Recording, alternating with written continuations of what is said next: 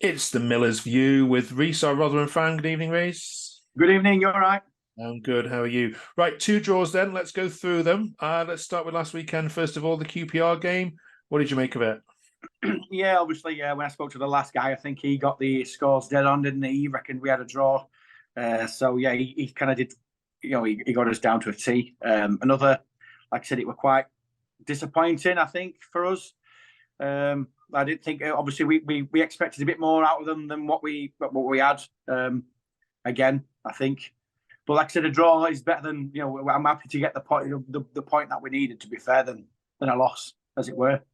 But again, what did you change for Tuesday night then? Because you went into obviously that Ipswich game fearing the worst, and actually came out with it with a, encouraging result with a 92nd, 93rd minute equaliser.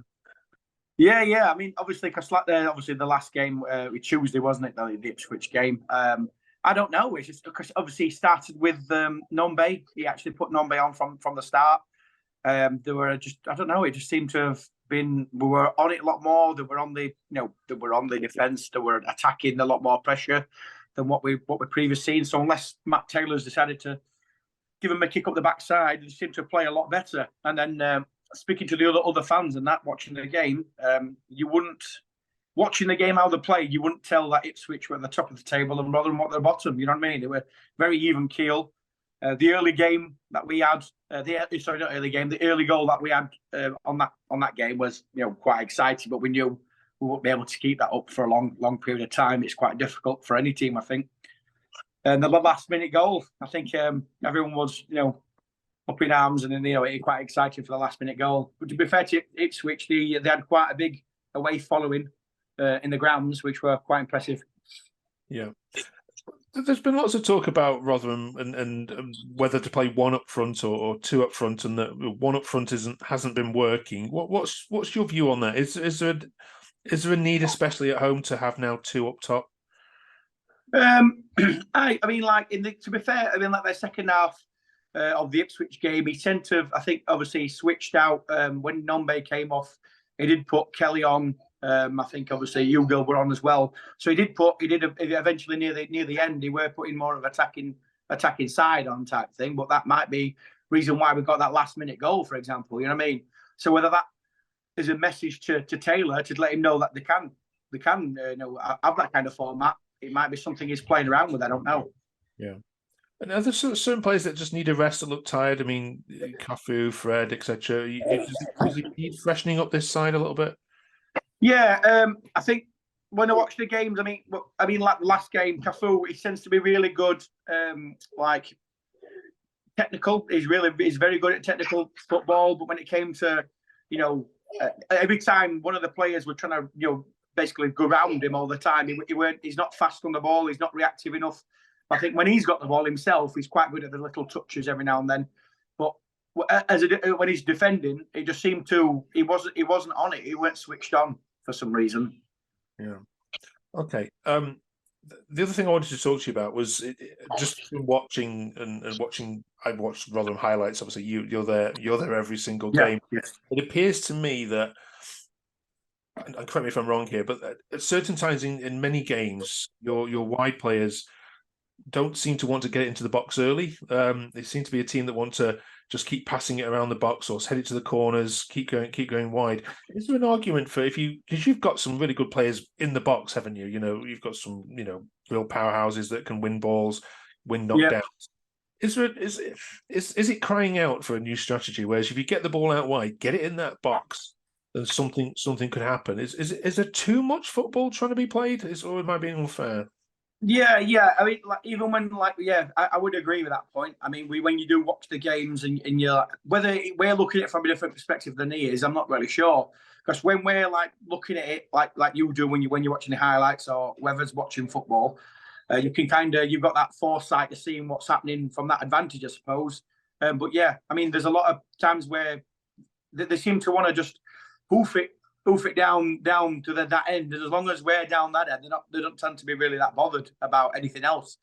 But when when Matt Taylor first came to the club and he started playing this way, it was a little bit strange way of playing than what they were used to. And then now they're just trying to, like I said, it's been some time now. They should be used to how that that played and trying to, what's the word I'm looking for? Trying to home in on these little bits of problems that they're having, like for example what you just said, which they just tend to just keep in that same strategy for some reason, and we don't know why. And it goes for the defence as well. When you're looking at when we're watching the defence, they seem to hook in quite tightly instead of obviously when every time you've got a winger or they're quite far out wide, they tend to just leave them there, and then they've always got that chance of coming down, which they did do on the last game, and then they've always got the opportunity to then knock it into the box. So it's just something I think they need to practice on maybe a bit more. International breaks are always a worry for managers. Away at Watford then this weekend. Now, your away form, we spoke about many times on this channel, is poor. If he loses this heavily, is Taylor in trouble? The problem is that, like, it's one of them where, again, how can you justify when you play really well at home and then absolutely diabolical away? I mean, it wouldn't be so bad if it was an even, like, we played okay away and okay at home, but it's completely day and night, which is a bit of a worry for us because every time we see an away game, we think, oh, here we go, it's another loss for us, or whatever. Even for myself, I'm hoping for a draw. You know what I mean? At this point, a draw is going to be better than what we used to playing away. So it's just, like I said, I'm hoping for that. But yeah, I think Matt Taylor, I don't know. It seems every time you see him do the interviews, up to now, he seems quite confident at the minute. Whether he thinks he sees something or he knows something more on the horizon, I'm not sure. We did manage to get to see the new defender that he's got. I think he's French. I think he's French. I think, isn't he, the new French defender we've got? Played really, really well. So I don't know. Maybe he's putting him in the mix, and it might be the fact that the team that he had on the home game, he might try and play that away and see if that makes any change. All right. What about Hugill and Kelly then? Who gets the start against Watford? I've got a feeling he's going to put Hugill on. But like I said, I've always said I'd rather see Kelly. I like to see Kelly on the pitch because every time. But then whether he uses him more of an impact player, because every time he does come on, he does change the game a lot. I mean, you've got Hugill, which is a bit more stronger on the ball. He's a bit more of he's a bull in a china shop, really. He can either have really, really good games or he's completely useless because he don't really tend to. He's not one of them players that tend to run for the ball constantly or wait for the right opportunity at the right time, which can be good in some respects. But sometimes you want them players to fight for that, to actually put more pressure on. And he tends to be either 50-50, really. He can dive quite a lot as well, which you do see him when he has a bit of tug on and he does dive. But then when the ref sees it a few times, he kind of, when it is a legitimate pull on his shirt or whatever, then the ref's not giving anything away. So. All right, predictions then. Watford, Rotherham. What are you going with?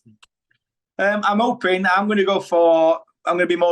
be more realistic. I think this time. I'm hoping for a draw, either a 1-1 draw. I'm hoping for.